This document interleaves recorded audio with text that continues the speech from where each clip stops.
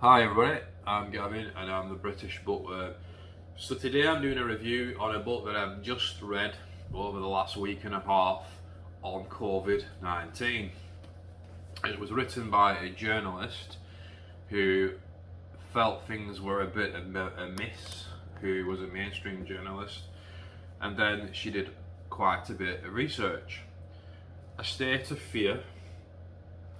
A State of Fear, How the UK Government Weaponised Fear During the COVID-19 Pandemic by Laura Dodsworth. So this book really is a fantastic bit of writing. When you pick up a book and you don't want to stop reading it, which I, as a person who reads a lot, don't at the moment find myself experiencing that with a lot of books, mainly because it's more like serious educational books.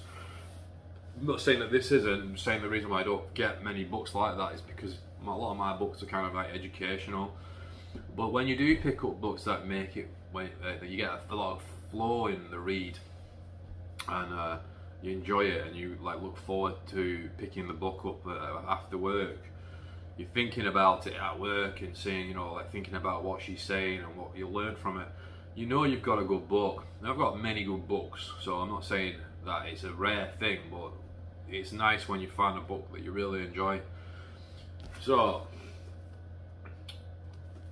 it is literally about what the title is, A State of Fear. So the funny thing about this book is it's written a year into COVID-19, and she's done an incredibly fast job doing the research that she's done in this book. But the funny thing is that it is outdated. I still highly recommend you read it to anyone interested in it, in the subject, and who wishes to know a little bit more behind the scenes and what went on. But it is out of date, and it's out of date in a good way. So I'm going to put it's out of date in a good way. So in all, I'm going to give Laura Dodsworth's book a 4 out of 5. It's excellently written. It's a really smooth book, flowing read book, and it's very, very, very informative, but extremely depressing.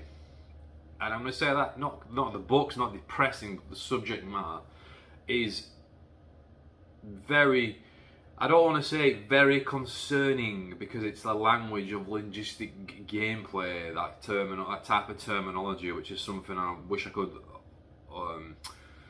get across in these videos when I'm talking about this. So my point of view over lockdowns and COVID. First, at the beginning of COVID lockdowns, in March 23, before March 23, 2020, I was really ill in over December, and I am absolutely certain it was COVID. I believe COVID was a threat.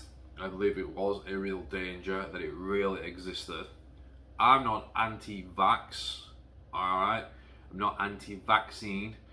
I'm not anti, how can I put it? Authoritarian.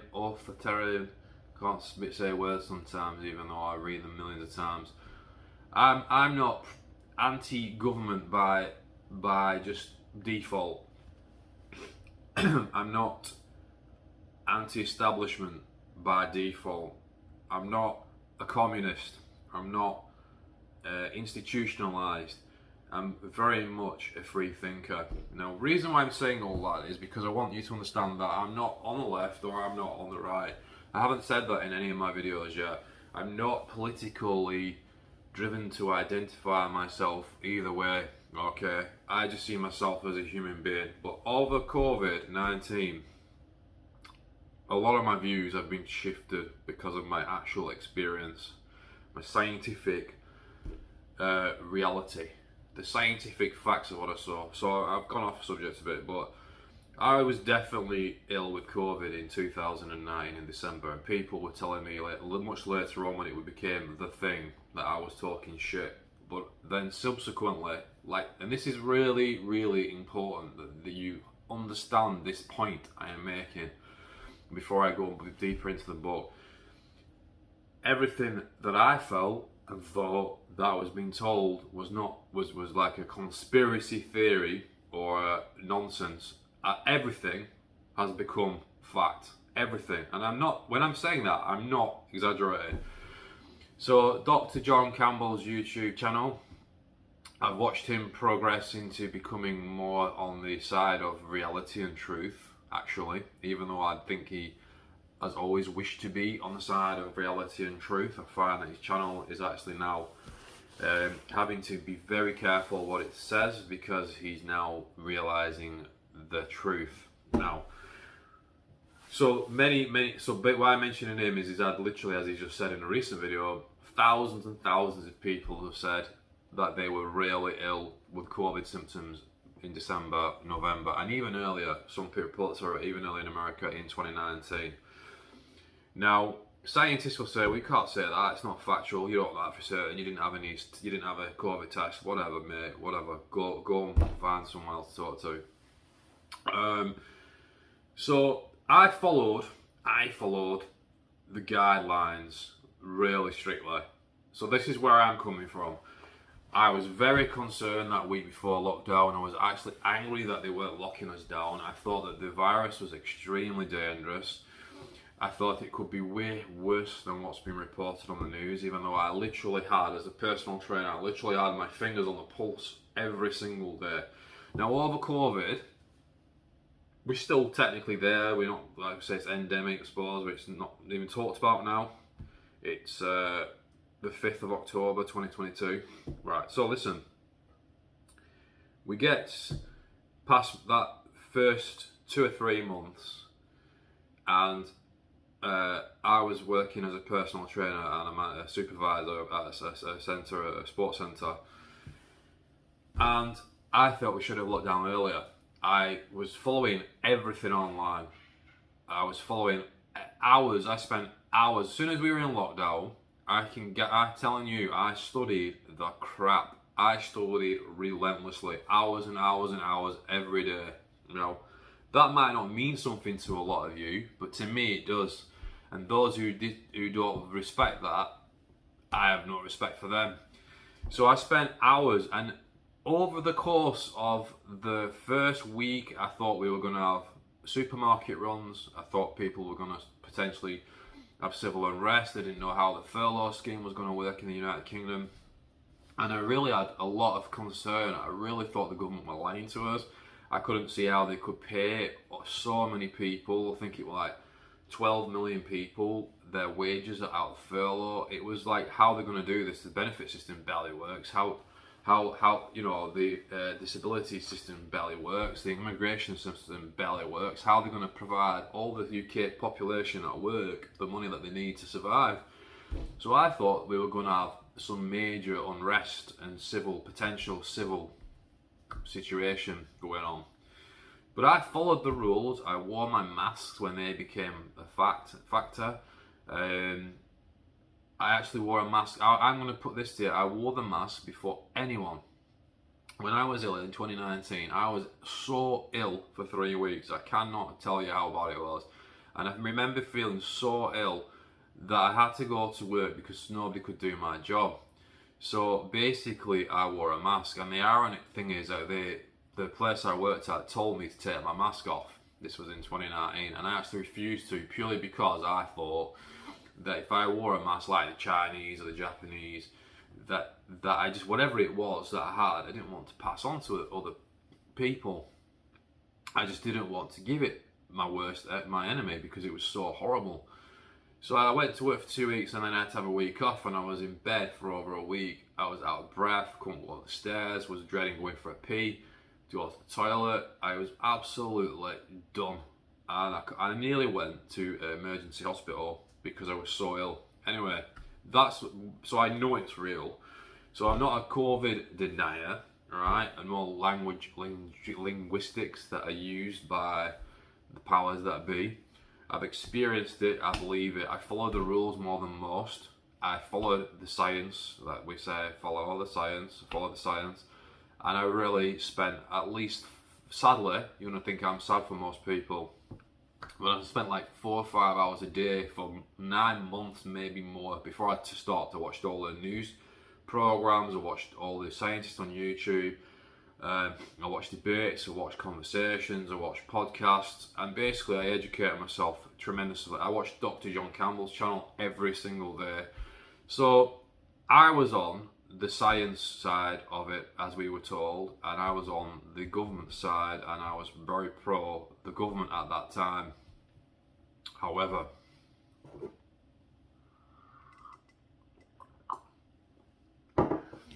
coming out of COVID, as we have, and seeing this a year in, everything that I came to question, think and feel was right. This is what comes out of this book. Everything. Every podcast that I've watched with every major scientist that was silenced, everybody that was blocked from Twitter, Facebook, social medias and Instagram, world-class eminent scientists that are incredible people with 20, 30, 40 years of dedication in the specialist areas of the subject that we needed to listen to, who were silenced by platforms like this one. It was an absolute abomination. And now we know, bless her, she didn't know this all the time of writing this book, but she was really onto it. This is an excellent book. Excellent. Effing excellent. But now we know so much more. Alright? Over a year past her publishing this book, we know so much more. But about the book, she covers masks in the book, which is incredible considering the time she's written it, or wrote it. We now know that there was no scientific basis on making masks. Now she goes into this in this book where the government's experts admitted that they made you and me have to wear masks outside. And this is not, listen, this is a crime. This is a crime. This is a massive crime. And anyone who belittles it is a moron.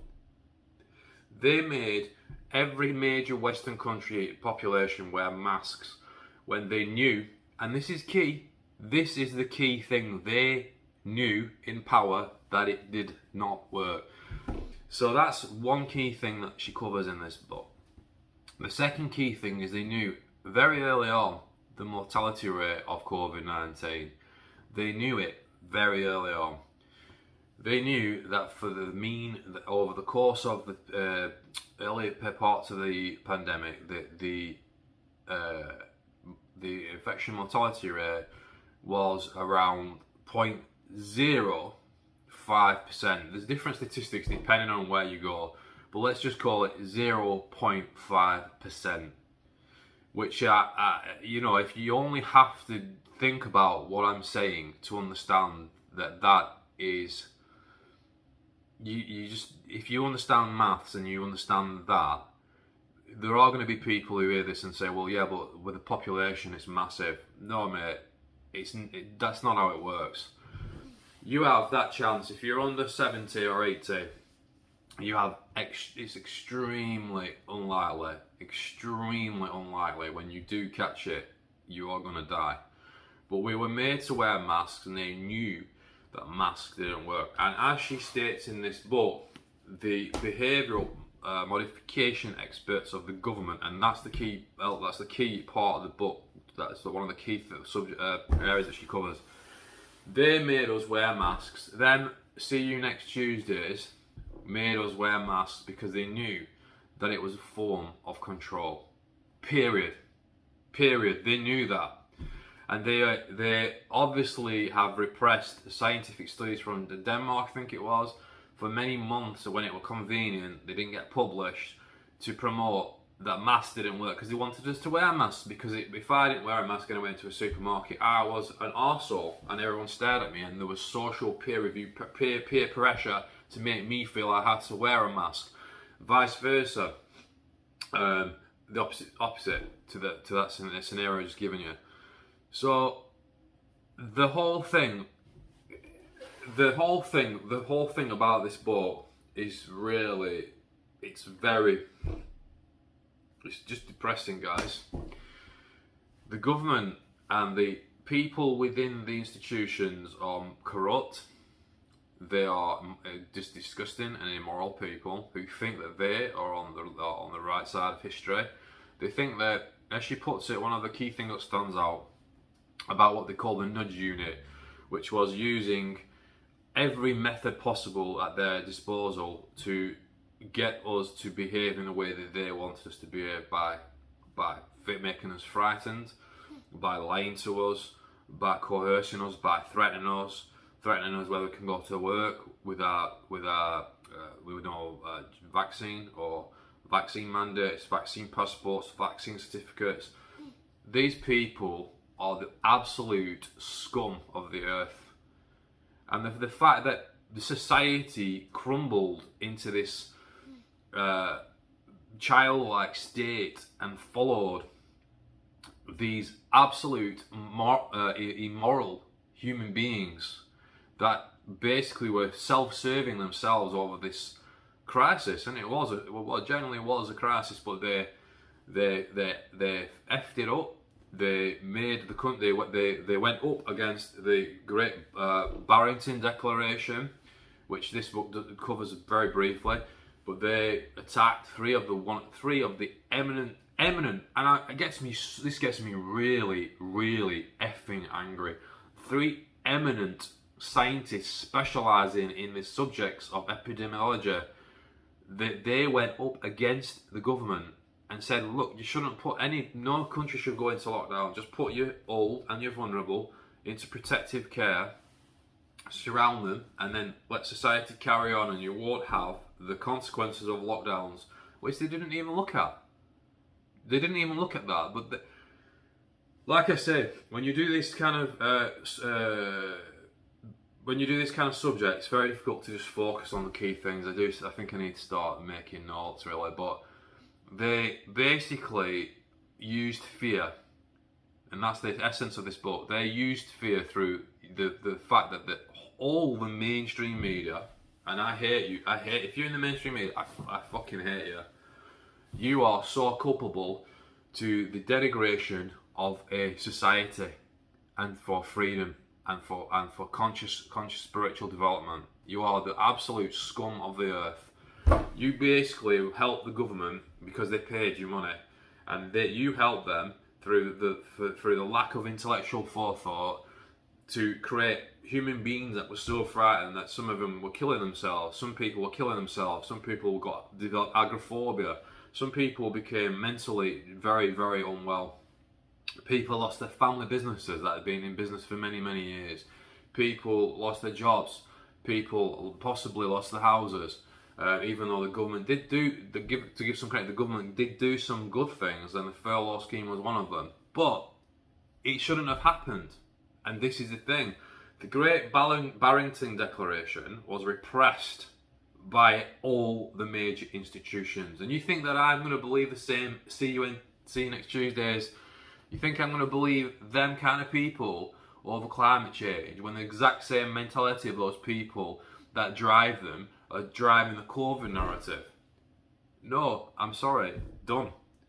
And I don't care what anyone thinks about me personally and my views on these subjects. I know that I'm like 90% confident, 99% confident, that I know that what I'm saying is right. I know that what's in this book is right. I know that she's, as a journalist, she's asked the way she's written it, she's clearly guiding you as a journalist should. These are the facts, but I'm not going to necessarily tell you what I feel, but these are the facts. But I know that she has more deeper thoughts on this than she says in the book. I can tell that how she's written it. But these are the facts. What do you think? It's an excellent book. Excellent book. It goes into how they used, you don't want to go out because if you catch COVID, you'll come back and kill your granny. Things like that. Now, obviously, it was a very difficult time, and we didn't necessarily know at the early stages about what was going on. And I respected the government and followed the government and was a massive advocate of it. But after a very sadly amount of study and research on this subject, where I was obsessive with it, I became very disfranchised and angry very early on. I've listened to some highly, highly intelligent people online. I've followed some world eminent scientists.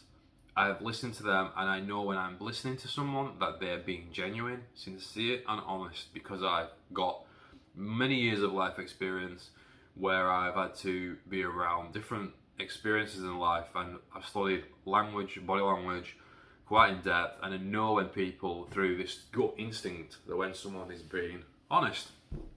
And so those of us who were against vaccine mandates, masks wearing, lockdowns, and all the other regulations that they brought into play, making children in America wear masks. Australia lost its fucking, went psychotic, and it still is. Australia and New Zealand are countries that I love. After seeing what I saw online, I will never, ever go to them countries. I am so disgusted by the majority of morons in those societies that followed, didn't question, and let the police treat them like the pigs in the family farm, in animal farm. Sorry.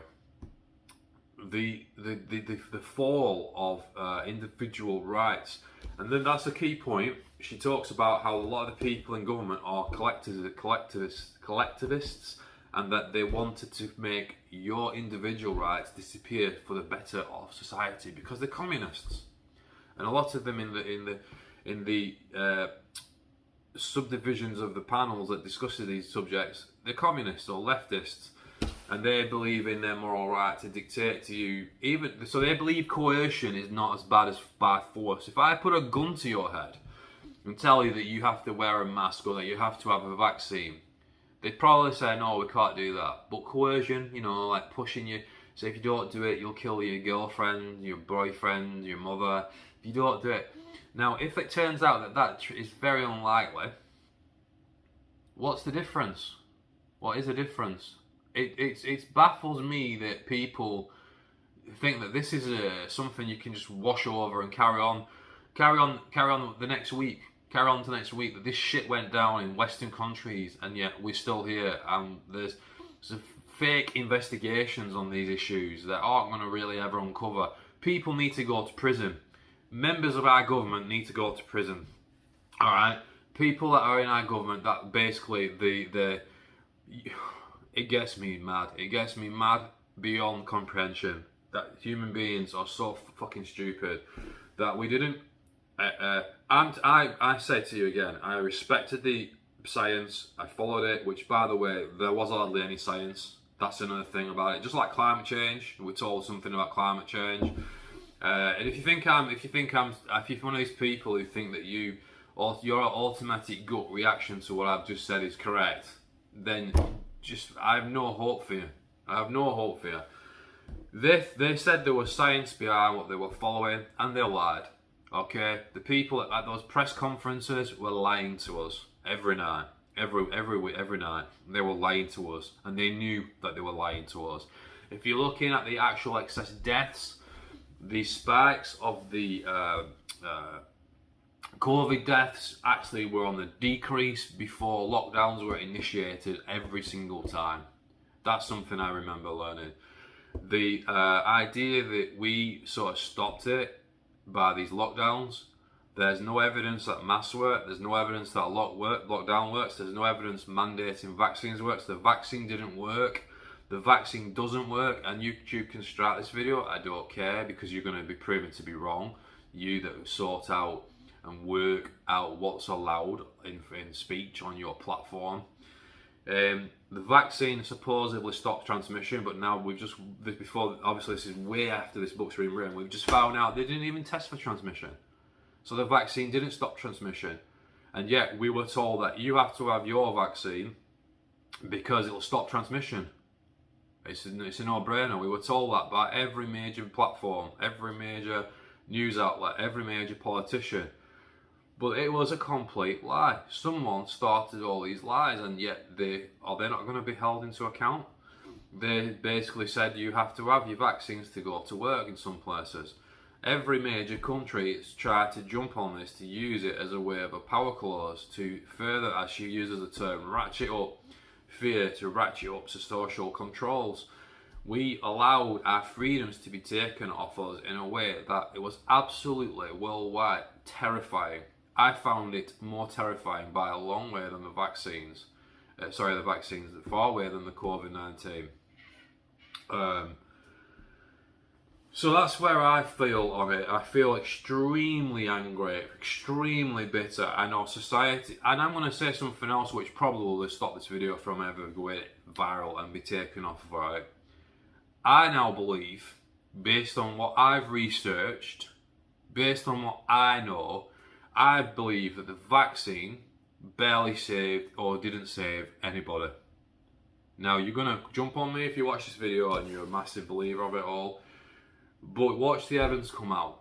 There's an eminent doctor who has come out, I'm not going to say his name, of many experts that I've watched, and they've said that they quoted the figure of 20 million people were saved because of the vaccines. Again, they're lying to you. They don't even have any way of saying how many people were saved by the vaccines. Just hear what I've just said. I am telling you a fact. What are you going to do about it? Are you going to just curse me, or are you going to actually research what I just told you and then actually get angry about it and do something about it? The government lied and lied and lied, and they've told, one of the lies was that the vaccines program saved 20 million people potentially. It hasn't, and there's no evidence to say that, and that's a fact. You go and find that information out yourself. Don't be lazy coming on YouTube expecting other people to find it for you. But it's a fact. So we know that vaccines didn't work. You can still catch it. You can still transmit it. You can still die with it. Although it's probably less likely. You went from 0.8% chance of hospitalization, not death, 0.8% to 0.4% if you were vaccinated, supposedly. I mean, where these figures are, if you look into the program, like Neil Ferguson, who is that clown? Who is that fucking clown? He basically was a massive orchestrator of lockdowns by coming out with these models. This girl goes into his historical fuck-ups on epic scales, and the government was still listening to him in the most pivotal moment. And his models were proven to be completely wrong, just like climate change models are. Just like climate change models are. I'm going to say that to you again, the same pricks use climate change models in the same way. Who am I? A YouTuber. Who am I, a YouTuber? I don't really care what your thoughts are of me right now. I will only say that she has written an excellent book that really gets to grip with the truth. Only a year in, which is an epic piece of work. She talked to anonymous people in the government, by the way. She talks to people who are experts in the field of nudge theory and behavioural manipulation, which is something I said about Chase Hughes' books, and that how society has been manipulated by social media platforms in ways we can't get our head around. She quotes Edward Bernays, which is a terrifying quote, which I was going to read, but it's a terrifying quote about how people in certain positions basically are manipulating how we live, how we think, how we be, how we exist, how we breathe. Now, if you think what I'm saying is nonsense, I challenge you to open up your mind and actually, as if you can, put your own opinion to the side. Because before you say this, I do this on everything. Put your views aside, which by the way are mostly coming from institutional sources that have their own reasons to go in the directions that they go. So your experts have reasons which not necessarily integrally the truth, or it comes from integrity or honesty and sincerity.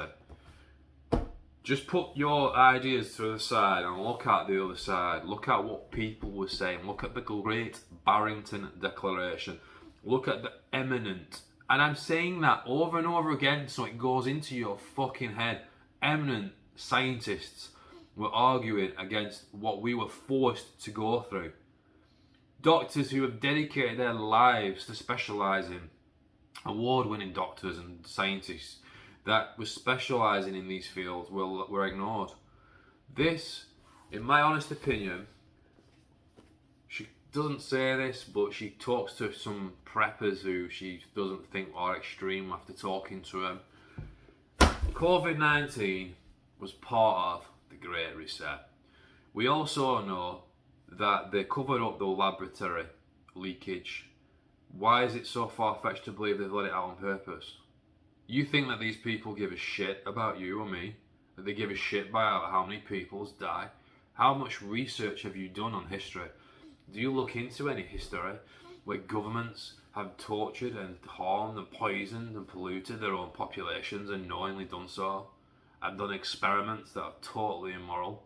You think that our government isn't capable of doing that? It's so crazy how society forgets things. If you look into the 90s, there was a thing called Gulf War Syndrome. Soldiers who fought in Iraq in 1991 came back extremely ill. They lost their vitality and probably many of them died. I forgot many of the facts. Our own government, our own military of defence, our MOD, lied and lied and lied, and for years and years and years covered up this thing called Gulf War Syndrome, which affected many of our war heroes and our elite men and women of the country, of the UK. And they lied and they knowingly covered this up. The Ministry of Defence covered this up for years and years and years, and there's many things online about this. You can look it up. So if you use conspiracy theory to end the debate, you're a moron and you need to wake up. If you believe the state of fear is talking shit, again, you're a moron. The facts are, right, the government used behavioural methods that are totally immoral to control society under the pretense of our safety. We were forced to have vaccines because of the threat. I haven't had mine, by the way. I wasn't stupid enough. They forced vaccines by the threats of not being able to go abroad, not to be able to travel, not be able to go to work, and now we know that those very same vaccines were created by a company that has, or companies in the pharmaceuticals area of the world sector, by companies that are grotesquely liars and grotesquely immoral. And you want to trust that vaccine that you put in your body? And if you ever looked into Pfizer's history, we know that they tried to hide the findings of the trials for 75 years. So we're all dead by that point, aren't we? We know that the vaccines weren't tested for stopping transmission. We know that vaccines were meant to stop you getting it and they didn't, and they lied about that. We know that the vaccines have created stillbirths or possibly terrifying amount. We know that vaccine injuries are way higher than have been publicly reported. Personally, I have read hundreds and hundreds of comments on YouTube channels, and I now know for a fact that the evidence is overwhelming, that they've covered this up on a massive scale. We know that the medical institutions are completely morally bankrupt, that the medical institutions that we've been brought up to respect and to think that have our best interest, they don't. With scientific institutions are not scientific institutions anymore, they're politicised science, which is not science. The situation is that, in my opinion, the COVID-19 accident was set up to create a movement towards the Great Reset. And what a brilliant, it was just a perfect death mortality rate to create enough fear.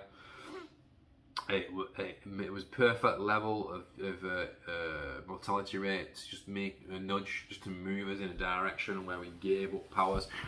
Let me ask you one more thing before I go. The emergency legislations governments put into place all across the country that basically allow police to arrest us and to treat us like sheep and cattle, alright? Power-hungry police that didn't have the individual intelligence to think about what actions they were actually acting out. The dogs are on Animal Farm. That's what they were, morons. Okay? Police, very little respect for you. If you follow those narratives, I've got very little respect for you. I forgot what I was going to say. 1 second, and then I'm going to go. I'm going to shoot off because I don't know if this video is on point. State of Fear is an excellent book. She goes into a massive amount of wealth of information on this subject a year in, and she's done a fantastic job. You've done a fantastic job, Laura. But just supposing all of you people that persecuted anti-maskers, you like the term, and by the way, these are all government language control wordiology. Anti-vaxxers, anti-mandates, anti-lockdowns. But it was alright to go out for Black Lives Matter and protest. That was more important, wasn't it? Okay, alright. It's just bullshit. And in all honesty, you're going to find out it was bleaked out on purpose. They've used it to destroy the world economy, to crash down the standards of our lives. And I'm going to say one more thing, I'm just going to say. Go and ask your local MP or politician or congressman or wherever you are, if the emergency acts that they put in place over lockdown, which took all your rights away nearly, whether they're still in some part in place in legislation. Think about what that means. Are they like the 9/11 attacks, the Homeland Security Act? Are they permanent? Do some of them still exist in legislation, and that they can just be turned on when they want to turn them on? I would say yes, probably.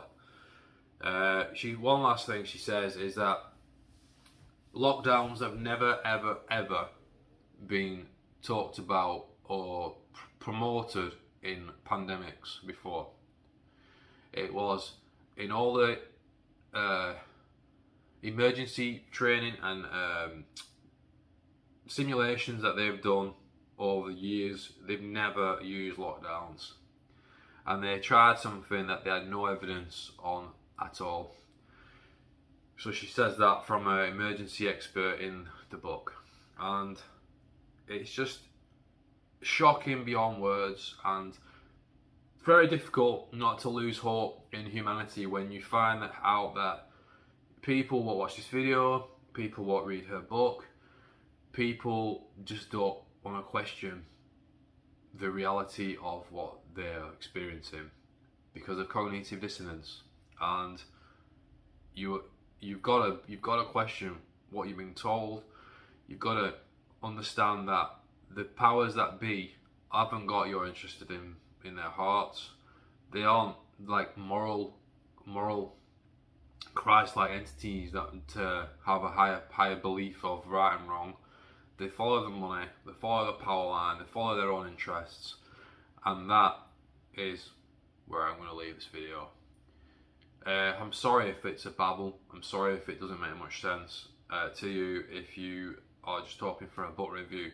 But this is my channel, and I want to do a bit more deeper conversation than just talk about the book per se. But the book is excellent. Highly recommend it if you relate to me. I highly rate you buy this book. One thing I will say, Laura, the only criticism I'm going to make on this book: birthing persons. Do you mean father? Do you mean father, Laura? Let's get it that right. That's the only thing I'm going to criticise you on. Birthing persons. No. It's a father. Or a mother. Like, give me a break. So if you like this video, comment below and give me a like. What did you go through? How did you feel about the whole thing? Do you relate to what I'm saying? I genuinely believe that we have to start fighting this shit that is going on in the world, the paradigms that are being pushed into place. We're being pushed into, like, what do they call them in America? We've been pushed into our zones by the political elite, and the universities and the way the behavioural scientists. I'm sorry, you ain't doing that to me, you motherfuckers. I'm a free individual soul, and as far as I can, I'm going to work my damnedest to stay away from your manipulations and your games. And if you think that that's conspiratorial, you need the red pill. See you later.